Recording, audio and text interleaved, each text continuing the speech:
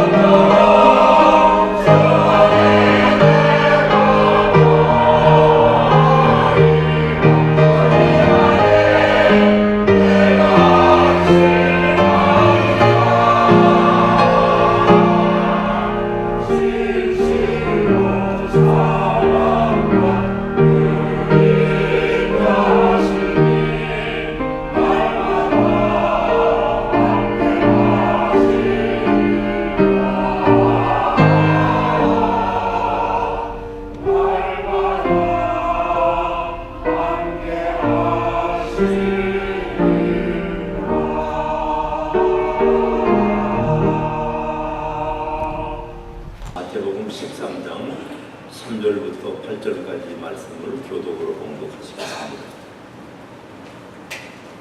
마태복음 3장 13장 3절부터 8절까지 말씀 교독을 시작할 때 3절은 제가 공부하겠습니다. 예수께서 비유로 여러 가지를 그들에게 말씀하여 이르시되 씨를 뿌리는 자가 뿌리러 나가서 뿌릴새 더러는 길가에 떨어짐에 새들이 와서 먹어버렸고 더러는 흙이 얕은 돌밭에 떨어짐에 흙이 깊지 아니하므로 곧 싹이 나오나 해가 돋은 후에 타서 뿌리가 없으므로 말랐고 더러는 가시떨기 위에 떨어짐에 가시가 자라서 기운을 막았고 더러는 좋은 땅에 떨어짐에 가지요. 더러는 좋은 땅에 떨어짐에 어떤 것은 100배, 어떤 것은 60배, 어떤 것은 30배의 결실을 하였느니라. 아멘. 거룩하신 하나님, 말씀 앞에 부족한 죄인들 머리 숙였나이다. 성령님 보내사 계시의 영을 허락하시고 말씀 안에 담긴 세상을 사는 참된 믿음, 열매가 있는 믿음을 찾을 수 있게 도와주시옵소서. 예수님의 이름으로 감사하며 기도드리옵나이다. 아멘. 성경의 중심은 예수 그리스도시죠. 신구약의 모두 다. 어디를 봐도 예수 그리스도를 볼 수 있어야 합니다. 아브라함이 모리아 산에 올라가서 아들을 제물로 바치는 그 긴장감 속에서도 우리는 예수님을 찾아야 합니다. 100살 된 그 아브라함이 아들을 제물로 바친다는 것은 그것이 중요한 것이 아니고 손에 땀을 주게 하는 그 사건 속에서 예수를 우리가 만나야 합니다. 신구약 성경이 모두 예수를 중심으로 기록된 사건 또는 말씀들을 우리는 압니다. 그 중에도 그 중심은 예수님의 복음서입니다. 구약 성경은 예수의 역사성을 예시한 기록들이고 사도행전은 복음의 세계화를 증명하는 책이고 로마서는 또는 그 서신들은 복음을 깨닫게 하기 위한 사건들을 설명하는 것들입니다. 그런데 복음서 중에서도 더 중요한 부분은 예수님의 말씀들입니다. 성경에 예수께서 가라사대 하고 어떤 성경은 예수님 말씀을 빨간 글자로 인쇄를 해서 다른 성경 구절 검은 것으로 인쇄된 것과 구별되게 하는 성경책도 있습니다. 예수님의 말씀 중에서도 더욱 중요한 것은 무엇이냐? 그것은 바로 비유의 말씀입니다. 예수님은 자기 자신에 대한 이야기나 천국에 대한 설명도 비유로 말씀하셨습니다. 그러기에 비유의 말씀은 중요한 말씀 중에서도 중요한 것인데 마태복음 13장 34절에는 예수께서는 비유가 아니면 아무것도 말씀하지 않았다는 구절도 있습니다. 그러면 왜 예수님이 비유로 말씀을 생각하셨을까? 첫째, 듣는 사람들이 알도록 하기 위해서입니다. 듣는 사람들이 깨닫도록 하기 위해서. 들어도 이해할 수 없는 말을 아니한 것만도 못한 결과를 가져옵니다. 그러므로 내가 하는 말을 다른 사람들이 알아듣도록 하기 위해서 다른 사람의 입장에서 얘기해야 되고 또 듣는 사람들은 말하는 사람의 입장을 알아야 합니다. 두 번째, 알게 하기 위하기 아니고 모르게 하기 위해서, 감추기 위해서도 비유의 말씀을 합니다. 마태복음 13장 34절에 또 너희가 듣기는 들어도 깨닫지 못할 것이요 보기는 보아도 알지 못하리라. 그래서 깨달아 돌이켜 고침을 받을까 두려워함이라 하는 말씀입니다. 이 말씀은 마음이 열린 사람에게는 들어서 알게 하고 마음이 닫히고 완악한 사람은 모르게 하기 위해서 비유의 말씀을 하시는 것입니다. 예수께서 어느 날 그 사람들에게 여우에게 가서 말하라 그런 하신 적이 있습니다. 여우가 뭡니까? 여우를 누구를 가리킵니까? 그 당시 사람들은 전부 다 여우가 헤롯인 것을 다 압니다. 근데 만일에 예수께서 가서 헤롯에게 그래라 그랬다면 그것이 정치적인 그 꼬투리가 되어서 시끄러워질 것입니다. 이것이 비유인 것입니다. 알아들을 사람은 알아듣고 못 알아들을 사람은 아예 알지도 말하는 비유인데 알고자 하는 사람에게는 알기 위함이고 마음이 삐뚤어지고 완악한 사람에게는 가리기 위해서, 감추기 위해서 비유에 말씀하시고 세 번째 비유로 말씀하시는 것은 진리를 구체화, 쉽게 하기 위해서 말씀하신 것입니다. 일반적으로 사람들은 진리를 말할 때 어려운 단어를 형이상학적이라고 그러는데 그렇게 해서 더 어렵게 만듭니다. 그래서 보통 사람이 그게 무슨 말이야 하면 너는 아직 몰라 그러면서 자기만 혼자 유식한 척 하기 위해서 그 어려운 단어들을 쓰는 사람들 진리를 얘기합니다. 실제로 진리가 그렇게 어려운 것이 아닙니다. 우리 생활 자체가 진리입니다. 그래서 어른이나 아이들이나 모두에게 쉽게 받아들여지고 알 수 있는 것이 진리인 것입니다. 우리가 설교가 무엇이냐? 설교는 말씀을 말씀되게 하는 것이 설교인 것입니다. 그래서 예배당에는 모인 초등학생이나 박사 학위를 받은 사람이나 다 알아들을 수 있는 그것이 설교인 것입니다. 왜냐하면 설교 속에 하나님의 진리가 담겨져 있어야 하기 때문입니다. 네 번째 비유로 말씀하시는 이유는 재미있게 하는 거예요. 재미있게. 말씀이 재미있어야죠. 억지로 재미없으면. 그래서 비유라는 듣는 사람으로 하여금 그 마음속에 그림을 그리게 합니다. 오늘 말씀이 씨를 뿌리는 건데 그림이 머릿속에 나타납니다. 그래서 그 말씀 속으로 빠져들어가게 하고 따라서 거기서 깊은 체험을 하게 되는 것이 비유의 말씀이고, 다섯 번째로 비유를 말씀하신 이유는 실천하게 하기 위해서입니다. 예수께서 선한 사마리아인의 비유 말씀을 율법사에게 다 들려주시고 나서 그러시죠. 내 생각에는 누가 강도 맞은 사람의 이웃이냐 물었죠. 율법사가 그 자비를 베푼 자니이다. 예수께서 그때 답합니다. 너도 가서 그렇게 하라. 듣는 자가 해야 할 일을 짧고 구체적으로 명령하신 것입니다. 한 가지만 더 비유에 말씀하신 이유는 거기에는 계시적 의미가 있습니다. 사람들이 일상 보고 듣고 만지고 사용하는 소재들을 통해서 하늘의 비밀, 곧 하나님을 알게 하는 도구로 사용하시는 것이 비유의 말씀인 것입니다.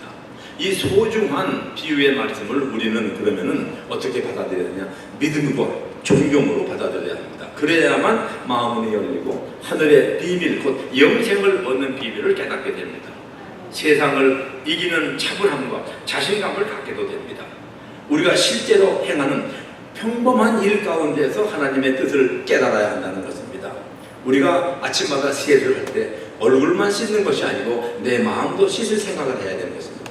음식을 대할 때는 내가 영의 양식을 잘 먹고 있는지도 생각해 봐야 하고, 그 스스로 건강 관리를 잘하는 사람도 내 영혼 관리는 내가 소홀히 하고 있지 않은가 생각해야 되는 것이고, 예수님은 들의 핀 백합화를 보시고서도 그 뒤에 숨은 하나님의 사랑과 돌보심을 생각을 하셨습니다. 그러므로 언제든지 그리스도를 마음에 두고 하나님께서 내게 행하신 귀한 말씀들을 받아들일 때 예수님의 사랑과 은혜의 음성을 들을 수 있게 됩니다.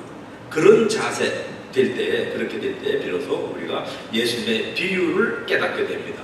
그래서 오늘의 현상들을 믿음의 눈으로 보게 되고 믿음의 귀로 듣게 되고 믿음의 마음으로 받으면은 하나님의 귀한 말씀들이 우리 자신에게 영육의 양식이 될 것입니다. 오늘 봉독한 말씀들 본문으로 돌아보겠는데요. 이 비유는 지극히 평범한 것입니다.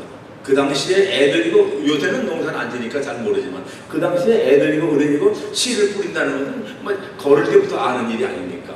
그래서 예수께서 지금 오늘 아침인 것 같은데 배에 앉으시고 사람들은 저 조금 떨어진 언덕에 쫙 서 있습니다. 아마 굉장히 많이 모여 있을 것입니다. 그리고 그 예수께서는 그 음성이, 목소리가 굉장히 크신 것 같아요. 지금처럼 스피커가 있는 것도 아닌데 거기 많은 저보다 아마 5천, 8천 되는 사람들이 다 들었으니까요. 그리고 해변이니까 바람이 미분이 불기도 할 것입니다. 예수께서 보니까 그 사람들 뒤에 씨 뿌리는 사람이 있어요. 그래서 그걸 말씀하시는 것이에요.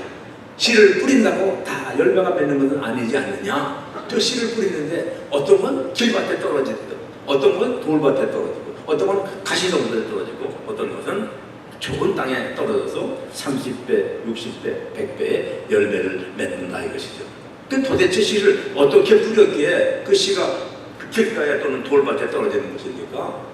우리는 농사를 아니니까 잘 모르죠. 그 당시에 농사 짓는 사람들 씨를 뿌리는데 유대 사람들 두 가지 방법이 있었다고 합니다. 하나는 그 좀 소자기들, 가난한 사람들이 이게 소쿠리, 이렇게 소쿠리를 이런 소쿠리 좀 크겠죠. 이렇게 안고 여기 씨를 이렇게 뿌립니다. 바람이 불면은 날아가기도 하고, 또 내가 밭 두렁에 가서 뿌릴 때는 일부는 돌밭이나 길가에 떨어지게 될 것입니다. 그것이 한 가지 방법이고, 또 한 가지 하면 조금 부자 되는 사람들은 땅이 넓으니까 나귀에다가 식자루를 갖다 얹고 밑에 구멍을 뚫습니다. 그 나귀를 딱 때리면 나귀가 막 돌아다니는 거예요. 돌아다니면서 씨가 흘러지는데 그 나귀가 좀 멀리 가면 뭐 길가나 또는 돌밭에 떨어지는 경우도 있을 것입니다. 더러는 돌밭 가시덤불에 떨어지게 되는데 여기서 우리가 생각해야 할 점은 무엇이냐면 씨앗은 누가 생각해도 말씀입니다. 그렇죠? 말씀에서 믿음의 열매가 나와야 되죠. 씨는 말씀은 뿌려져야 한다는 것입니다. 헬라 말로 크리그마, 영어로는 프로클레메이션, 선포되어야 된다. 말씀이 우리 마음속에만 있으면 별로 그 말씀의 역할을 안 하는 것입니다. 물론 우리가 거룩해질 수 있죠. 그래서 말씀은 선포되어야 열매를 기대할 수 있다. 누군가가 하나님의 진리의 말씀, 생명의 말씀, 그리고 사랑의 말씀을 널리 알려야 합니다. 그때 바로 우리가 복음 전파의 농부로서 씨 뿌려야 열매를 추수할 수 있을 것이고, 복음의 씨를 뿌린 다음에, 우리가 뿌린 다음에 그것을 사람들이 받고서 회개하는 사람이 있고, 받아들이지 않고 세상에 묻혀 사는 사람은 그 사람의 선택입니다. 물론 받아들이지 않는 사람도 우리는 계속 권면하고 노력을 해야 하지만 일단은 복음을 뿌리는 것이 우리의 1차적 책임입니다. 우리 모두가 복음의 농부로서 때를 얻든지 못 얻든지 씨를 뿌리라고 예수께서 가르치시고 계시죠. 만일 복음을 전하지 않아서 듣지 못했다면 그 책임이 전하지 않은 사람에게 있다고 에스겔서에 잘 나와 있죠. 파수꾼에 의해서. 참으로 두려운 말씀인데 여호와께서 그 핏값을 내 손에서 찾을 것이라 합니다. 저 사람이 구원받지 못했을 때 내가 전파하지 않았으면 그 핏값을 우리에게서 찾으신다는 말씀입니다. 우리가 맡은 생명의 복음도 성도님 마음에 안고만 있으면 책임을 묻게 될 것입니다. 농부가 추수를 하려면 먼저 씨를 뿌려야 하듯이 복음은 전해져야 하는 것입니다. 그리고 하나님은 그 씨앗이 우미 트고 싹이 피고 꽃이 피고 열매가 맺게 하는 것은 하나님이 하십니다. 우리가 여기서 복음의 중요한 진리를 발견하게 되는데, 구원은 그러니까 결코 자기 사람 인간의 스스로의 노력으로는 이룰 수 없다는 것입니다. 우리는 사람이 제대로 되기 위해서 수양도 합니다. 또 윤리도덕적 생활을 합니다. 그리고 또는 고행도 합니다. 그러나 그런 것을 통해서 구원이 이루어지는 것은 아닙니다. 윤리, 도덕, 인간의 수양, 고행 다 필요 없다는 것은 아닙니다. 그러나 먼저 복음을 받아야 합니다. 복음을 받았고 거듭난 다음에 수양도 하고 고행도 하고 또 도덕적으로 잘 사도록 노력할 것입니다. 예를 들면 한 사람이 물에 빠졌습니다. 물에 빠진 물속에서 지금 자기 머리를 붙들고 꺼내려고 그런다고 해서 그게 나와십니까? 안 되죠. 소용이 없죠. 애를 쓰는 것이죠. 그래서 그 사람에게는 뭐가 필요합니까? 줄을 던져서 그 줄을 잡고 잡아 당겨서 밖으로 나온 다음에 그 다음에 그 운동도 하고 노동도 하고 또 선한 일도 하고 하게 되는 것인데, 지금 물속에 있는 사람은 스스로 밖으로 나올 수가 없는 것입니다. 예수께서 바로 이 구원의 은혜를 주신 것이 바로 죄로부터 속량, 죄로부터 구원받는 것이, 그렇기 때문에 예수님의 말씀은 복음인 것입니다. 이 복된 말씀, 가장 복된 말씀, 구원이 없는 세상에서 방황하지 않고 전파된 복음을 받고 안 받고는 이제 그 사람들의 책임입니다. 거기에는 선택의 자유가 있습니다. 그 선택에 따라서 영원한 생명에 들어가게 되기도 하고 또는 영원한 형벌에 빠지게 되기도 합니다. 우리의 책임은 생명의 복음을 방황하는 사람들에게 던져주는 일이 1차적인 책임인 것입니다. 우리는 이 비유의 말씀을 대할 때마다 우리 마음밭을 생각하게 됩니다. 마음밭. 내 마음은 어떤 마음밭인가? 오늘 말씀 속에서 여러분이 성든 마음밭을 이 말씀에 나오는 돌밭 또는 길가, 가시덤불, 좋은 밭 비교해 보시길 바랍니다. 길가와 같은 것은 어떤 밭일까? 예수님은 길가와 같은 마음을 이렇게 해설하십니다.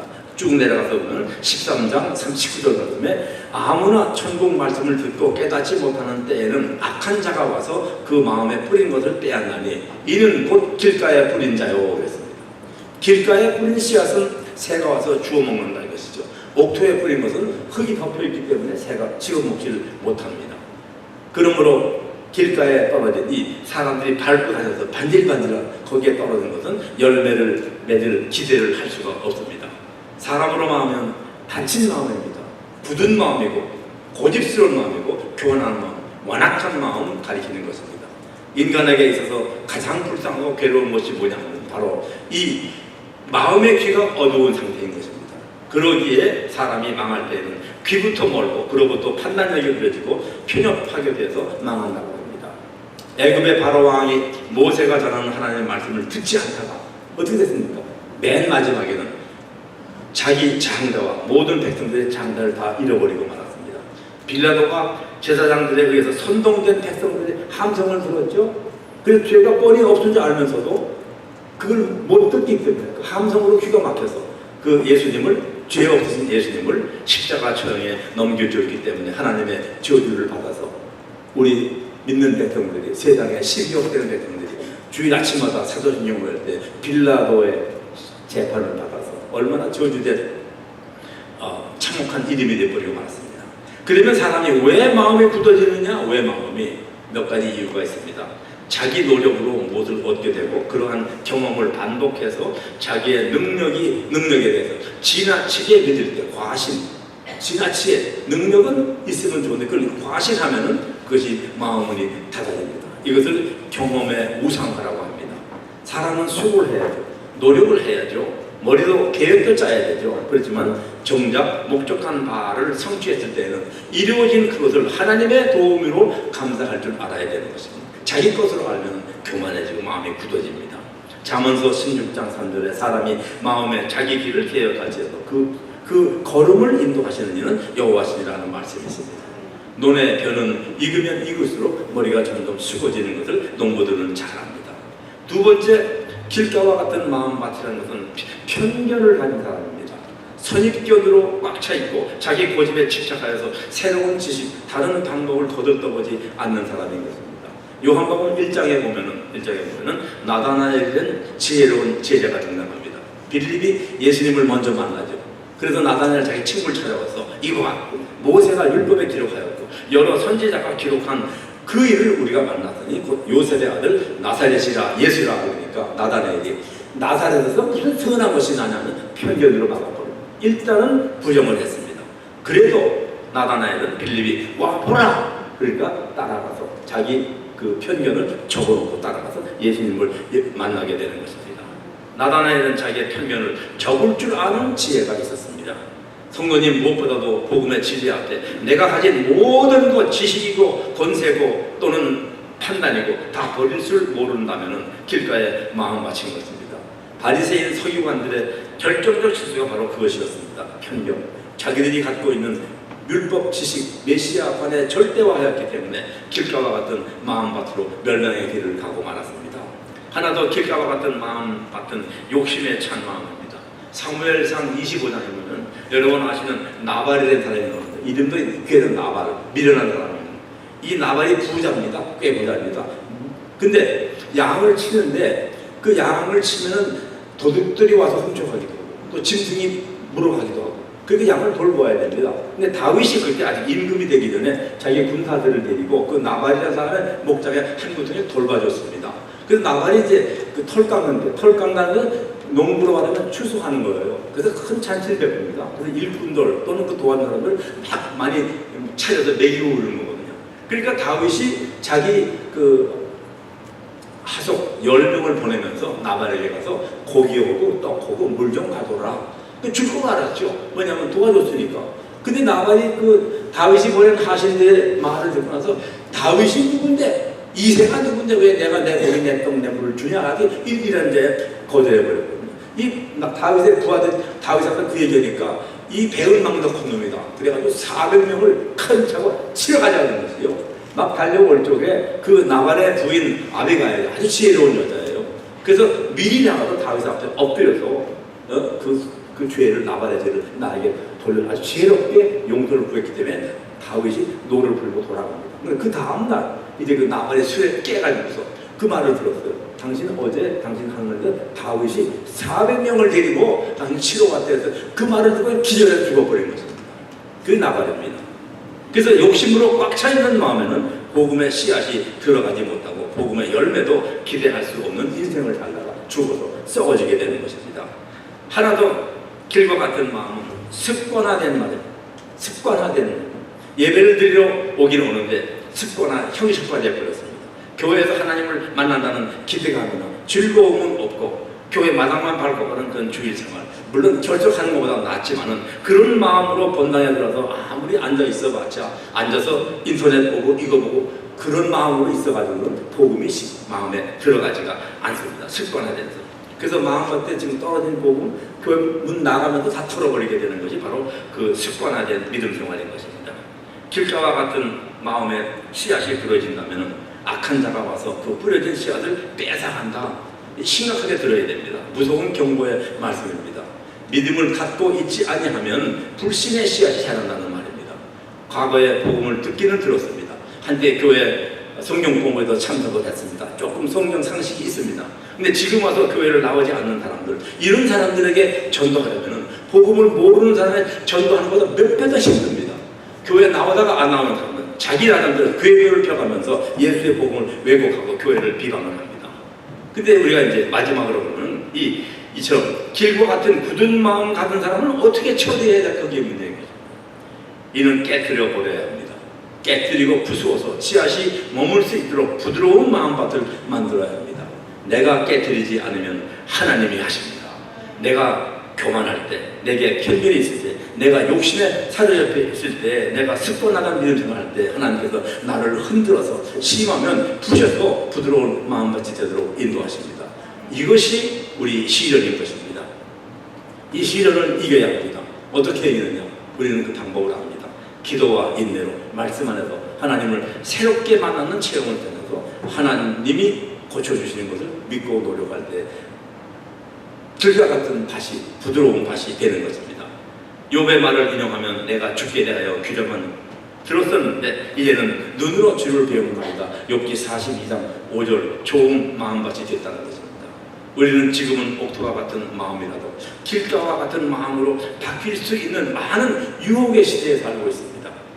사람이 만든 과학 문명을 잘못 사용해서 사람들이 믿음의 사람들도 포함해서 길가와 같은 마음으로 변화되기 쉬운 문화 속에 우리가 살고 있습니다. 그것을 우리가 명심해야 됩니다. 그러므로 예수 그리스도를 통하여 허락하신 그 크신 하나님의 사랑과 은혜를 믿고 감사하면서 쉬지 않고 우리 영적 밭을, 마음의 밭을 자꾸 갈아서 부드럽게 만들어야 합니다. 옥토와 같은 마음을 간직할 수 있는 최선의 방법은 주의를 거룩하게 지키고 기도와 말씀을 가까이 하는 생활인 것입니다. 그것을 최우선으로 하는 것입니다. 그래서 그런 다음에 깨달은 바 말씀의 은혜대로 세상에 나가서 사랑의 섬김을 통해서 하나님과 동행하는 복음 생활을 지킬 때 우리가 부드러운 마음을 가지고 주신 생명의 말씀, 복음의 말씀, 은혜의 말씀을 다른 사람에게 많이 뿌리는 은혜로운 삶을 살게 되시기를 성삼위 하나님의 이름으로 축원합니다.